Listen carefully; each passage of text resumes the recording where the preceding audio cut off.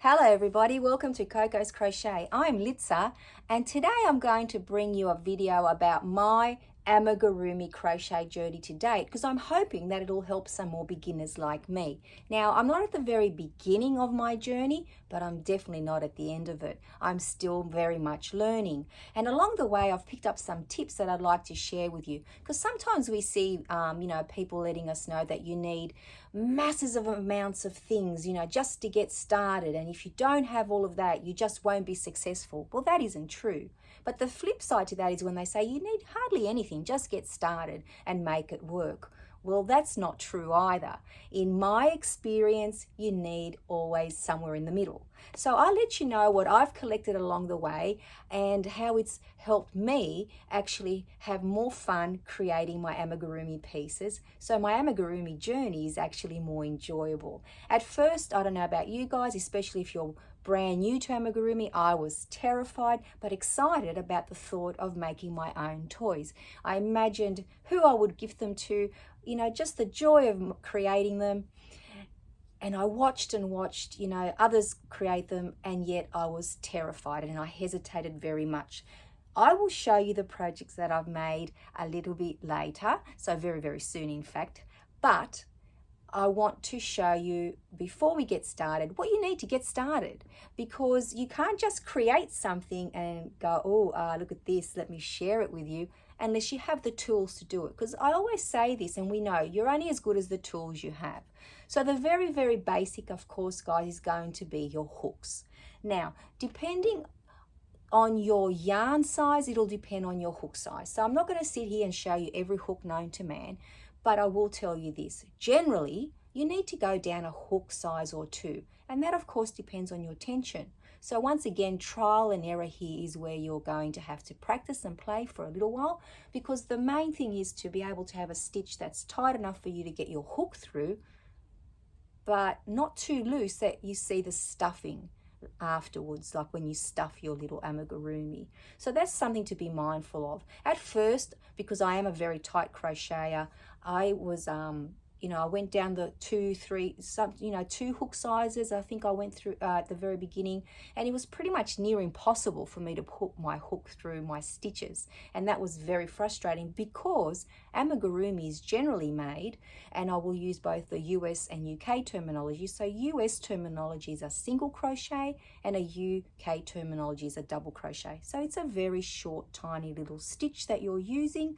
So as I said, if you make it too tight, you won't be able to get your hook through, and if you make it too loose, well, all your stuffing is going to be showing. So you want a nice balance there as well. So try until you get the right hook size with the right yarn. So then we come to yarns. There's actually no limit to the yarns that you can use. You can use cotton, and there are different weights of each of these that I'll tell you again. So whatever you're most comfortable with. And remember, the size of or the weight of your yarn will determine the size of your end result. So if you want to make a huge plushie, you can't just be using cotton. You'll be there forever. I guess you could. I'm not saying it's impossible, but I wouldn't want to take that task on. So you can use your cottons or cotton blends. Doesn't matter about the brand, as long as it's a good quality. That's important because you don't want your yarn to be splitting. And sometimes, and I'll talk about that soon in kits, that's what they do. They don't give you the best of yarn, and sometimes it puts you off. So try to go somewhere in the middle again. Now, of course, the next step up is acrylic. Of course, I had to show you a purple. So this is an 8-ply or a DK. You can go thinner, you can go thicker, an acrylic. You could do a wool blend. It doesn't really matter. And then you get to the plushier, thicker yarns. So then there's the velvet yarns. Absolutely love these. And again, remember, your hook size is going up as you go up in your yarn weight. And then the largest that I've experimented with has been blanket yarn. Now, blanket yarn is the thickest, and I use an 8mm hook, for example, with my blanket yarn. With my velvet yarn, I generally tend to use a 7mm hook. When it comes to my acrylic and my cotton, I find that about a 3.5mm hook is what I use. You can even go down to a 6mm with the velvet yarn, which works quite well as well, depending on your tension, of course. So generally a 6, sometimes a 7, 3.5, and an 8. So they're the hook sizes that I use for the way that I crochet. So I thought I'd give you the examples just to give you an idea. So we've covered the very basics there, guys. We've got our yarn and our hook, and we're practicing. So in our collection though, and I'm just going to pop these down here for now, we need to have a little tool kit, don't we? Just like with our normal crochet. So grab yourself a little pouch or a little box, or wherever you like to keep your notions and potions and things. You're going to need a pair of scissors. Very bare basics here, guys. We know we need scissors, so we'll pop those in there. A tape measure is great, but not necessary. Reason being, it's not a wearable. It's not a specific size like a blanket that you might have to make for a charity that you're crocheting for. So not essential, but it's good to have in your kit regardless. I like to have always a pen or a marker, a pencil, and some sticky notes or a notepad. But I really like these because I can actually mark my pattern when I'm using a written instruction for my amigurumi. So I highly recommend that you get these into your little pouch here or your little collection. Now, the other things that are absolute musts, and I've got them written down on my sticky notes so that I make sure that I talk to you about them. So let's start off with our darning needles. Now, you need to have a nice selection of darning needles. These are just some in here that I purchased on Amazon, I believe, or Temu, and there is a really nice collection in there. But at the end of the day, it doesn't, oops, that's okay. That was a nice sound, wasn't it? So it doesn't matter what size you use. I'm just going to pick them up. Sorry, what's the word I'm using for? It doesn't matter if it's plastic or if it's metal.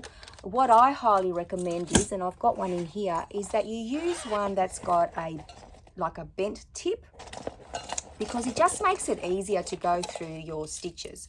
Now in here I have,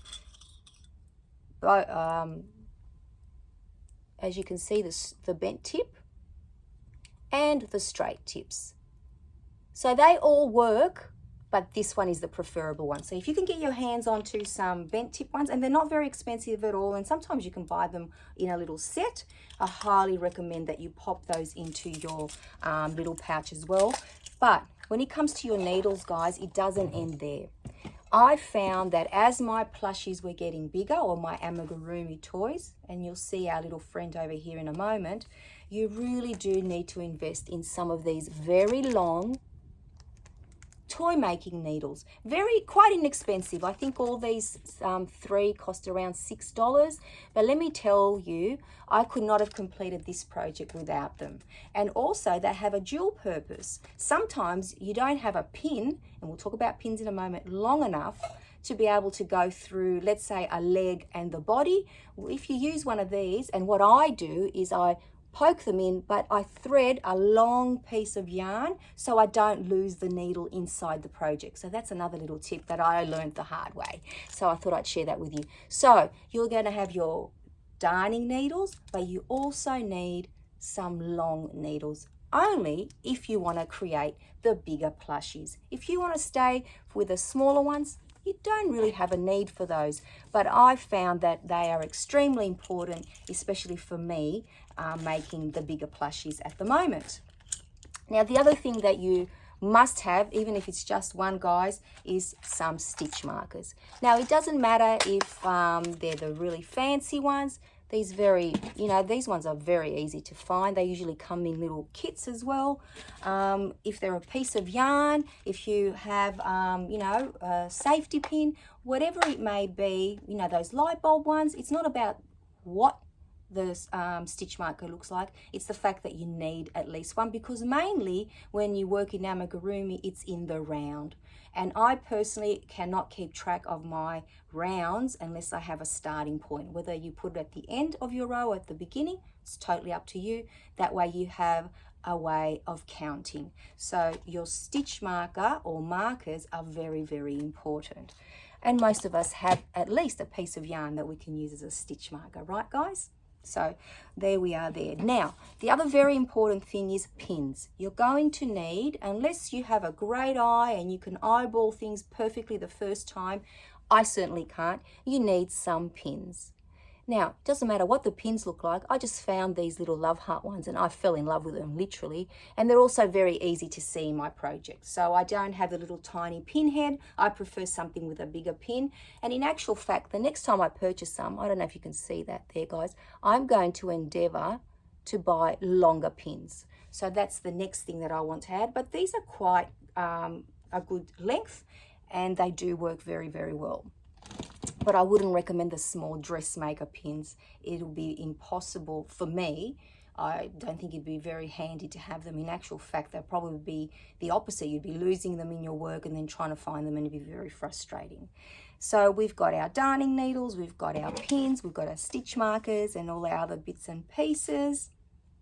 Now, the other thing, you're thinking, well, we're making toys. We're going to need eyes for most of them. And that's where it gets very exciting. So I have tried most of these for now. So what you first start off with, guys, we all know and have probably started off with is some safety eyes. Now, this pack, again, came complete from Amazon with the backs in there as well. Not sure if you can see them. Now, these are great because they do come in a variety of sizes. The bigger ones, obviously, you need them for the bigger toys, smaller ones for the smaller. So if you go and purchase your safety eyes, I highly recommend that you look for the better quality ones because you want them to actually fit. I have found that some, when you buy them, the backs don't fit very well, like they don't snap into place, or some are a little bit rough around the edges when you purchase them. So I don't say, I'm not saying go and buy the most expensive ones to start off with, but I would certainly go for something somewhere in the middle. You need to be mindful that, depending on the size of toy you're making, what size eyes you need. But that's something that, you will experiment with along the way. Now, the other thing you can use, and I think it's very cute too, and a lot of people use them, you can use some buttons as eyes. So in here, I've got a variety of wooden buttons. In here, there's some little star buttons, and they would actually make really cute eyes, I think, as well. Or imagine putting some of these handmade with love buttons. Again, they come in a variety of sizes, quite inexpensive.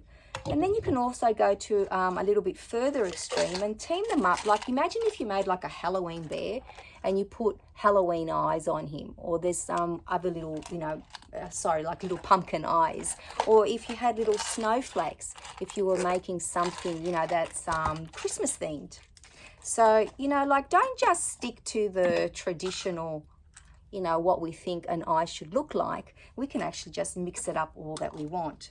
And now the other two that I'll talk about I haven't used yet, but the last one is my favorite one at the moment. So you can buy some of these very inexpensive googly eyes. They need to be glued on, obviously, and they come in a variety of sizes. And this is one that I haven't started yet, but I am going to experiment. Although I know you can buy felt eyes already online. But I purchased this felt here because in this book here that I'm going to use very soon to make some Pokemon for my son, it shows you and tells you how to make the felt eyes. So you actually, do need to have some felt to make them. But what's excited me the most of late, and I will refer you to our friend Cassandra over at Craftably Ever After. She has taught me how to embroider eyes. And look at our little friend here. I just thought I'd show him now before I showcase him later. And they are gorgeous. Reason being is that they are better than safety eyes when it comes to small children. There's no choking hazard. It's always accessible to you. You just need some yarn and a needle again. And it's very, very cost effective. So if you want to go down that way of putting eyes on your toys, that is a brilliant way of doing it. Now, if you choose to use felt eyes, or ones that you need to glue on, of course the buttons you can sew on as well, you might want to invest, which I haven't done as yet, but I haven't used it as yet, but you might need a little glue gun. So they're quite inexpensive as well, but that's only if you feel that you need you know, to glue something on. And I must say that a lot of content creators that I watch their YouTube tutorials, and even in some of the books that I've bought, it does tell you to glue things on, not necessarily sew on some of the smaller bits. Like, let's say something has those little tiny pom-poms on it, for example. And I'm sure there's other things that I can't think of at the top of my head. But glue gun, if you're going to be serious about your amigurumi toy making, might be a good investment as well. And when I say serious, I mean like take it to the next level. I feel I'm serious, even though I'm beginning. I'm serious that I really want to, you know, conquer this, master this art, because I just love making the toys. So that's what I meant by serious. So we've covered pretty much everything that we need, all our little bits and pieces. And then you have to decide, how am I going to make my amigurumi? Me personally, I'm a visual learner, so the easiest way is to have, you know, a YouTube tutorial, and I will talk about that in a moment. But my very first one, I have to say, and I will show you my little owl, and I think she is adorable. And look how tiny she is. She was made just using 8-ply or DK weight acrylic yarn, and I believe a 3.5mm hook at the time. And I actually made her out of a children's kit. So this is a great way to start, guys, if you have nothing, but as in nothing on hand. But I believe you'd have the yarn and the hook that you need, and you would find a very basic, you know, little toy tutorial. This is a no sew. Oh, actually does have sewn on pieces. What am I saying? But, you know, like no limbs. So it would be very easy to find a tutorial on YouTube. The reason why I don't recommend the kit, and I have about 5 kits, so, you know, I'm not poo-pooing them at all, but what I'm saying is that I found with some of them, and this is one of them, the hook isn't awesome and the yarn is not great. So if you're just starting, you might be a little bit off-putting, so we don't want to do that to ourselves, do we? So if you can, you know, if you want to buy them, like I said, I've got about 5, and the great thing is that I applied my own yarn, so my own hook, so my experience was good with it. And you do get a little booklet with it, so there are definitely pros and definitely cons. It's all up to you. So I just thought I would put it out there. Oh guys, and I've got a big bag of stuffing here staring at me, which is what I forgot to tell you. You can't make your toys without your stuffing, so make sure you do what I do, guys. And whenever I have a voucher, so for example, I buy mine from Spotlight. Whenever I have a 40% off voucher or 50% voucher, that's what I buy, because it is very cost effective that way. Otherwise it can get a little bit expensive. Also, keep your yarn scraps.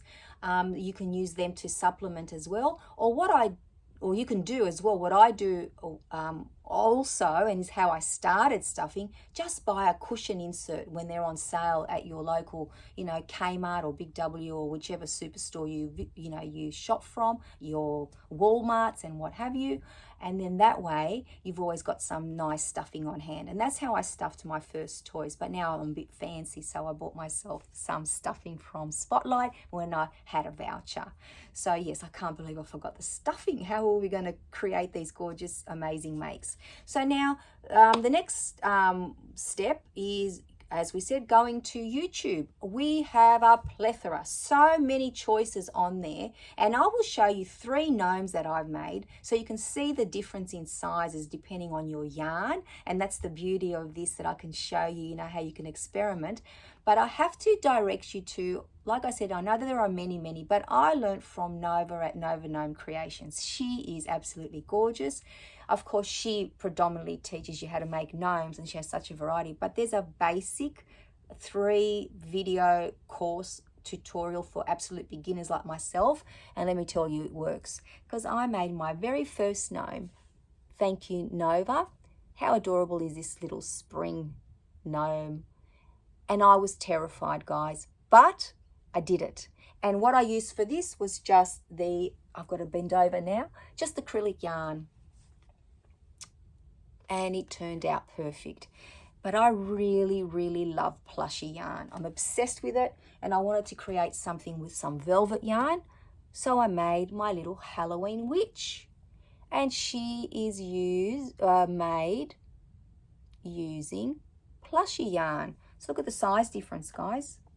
already. Isn't that gorgeous? And then I got a little kit, and I've done a little video on that one as well. I wanted to see how to make something out of plushy yarn. And here is my gnome, again a gnome, so we can compare. And this one is made with blanket yarn. How gorgeous is he? And I'll put a little bell on his head. Now, let me try to hold up all the sizes for you. It's going to be a little bit difficult, but there, you can see the size difference there. It's not huge, but this one is bigger because we've gone up about 1 or 2 hook sizes. And then look at this one compared to this one. This is where you really see the difference, right? This is an 8 hook, a millimeter hook, and this is a 3.5 millimeter hook or 3 millimeter hook. Huge difference, right, guys? So depending on what you like your toys to look like, it's totally up to you. You might want to make those little tiny ones that people are using thread for, or like, you know, is it the sport weight, or is it even thinner than that, you know, like sock yarn and things like that. People amaze me, but I love big plushies. So let me show you my latest make, which is my Tudor Fance. I absolutely love him. Look at his little eyes. I love him so much, and his big ears and his little tail. And again, he's made using blanket yarn. Now, the one thing I will talk to you very quickly before I say goodbye is when you first start off with, don't dive into, like, you know, your eyelash yarns and your furry yarns because you want to make a little teddy bear. That's all very well and good, but get some experience first, and don't go for the variegated yarn. Go for your solid colors and go for the lighter solid colors until you learn how to, you know, do the different techniques and that. Which brings me to one more thing I really need to talk to you about. Speaking of techniques, it is very, very important that you know that there are 2 ways to start off your amigurumi, because usually we work in the round. And most of us think of the magic circle. The magic circle is awesome, and most of us master it, and it's great for most of the yarn, but it's not the best or most suitable for your velvet yarn or for your blanket yarn. Reason being, when you try to pull your circle together, it's either snags and he won't do it, or he just snaps the yarn. So what I've been doing, so when I made my Tudor Fance, so for every single piece that you see here, his body, his feet, his ears and everything else, what I did, I used the technique, and you can use this for all your amigurumi if you choose to, not just with your heavier yarns like velvet and blanket.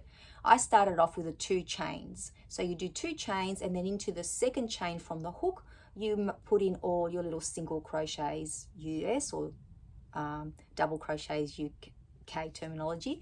So then you create, you know, your first round that way, and there's no need for you to worry about pulling it closed because it's already closed. And generally you start off with 6 single or double crochets in there. So that's a very important thing to remember, guys. Don't be tricked into thinking that there's only one way of doing it, because for a very long time I got frustrated breaking my blanket yarn, and then I thought there must be another way, and yes, there is. So that's it, guys. Whether you learn from YouTube, whether you learn from a book, whether you learn from a kit, or whether you learn from a friend, it doesn't matter as long as you give it a go. Don't be afraid like I was. It took me nearly 1.5 years or maybe more crocheting other things and wanting so desperately to make some amigurumi that I just kept putting it off. But I kept buying the books, and I kept watching the videos, and I kept buying the kits, so I thought I'd better put it into practice. And now I am very much hooked, pardon the pun. I haven't made too many amigurumis as such, but they are on display here because I'm very proud of them. But I hope to add a few more to my collection this year, and obviously gift as many as I can as well. So thank you for joining me for our very, very beginner tips video on, you know, when you get started with amigurumi, what do you really need? Well, this is all my opinion. Remember, guys, I'm not preaching. I'm not telling you what to do other than sharing what I've done along my amigurumi journey to date. And who knows, maybe in the future there'll be something else to share. But please, in the comments down below, I'm sure you guys have a lot to share with all of us. Don't keep that knowledge. Please share, because remember, sharing is caring. So take care, everyone, and I shall see you all very, very soon. Bye-bye for now.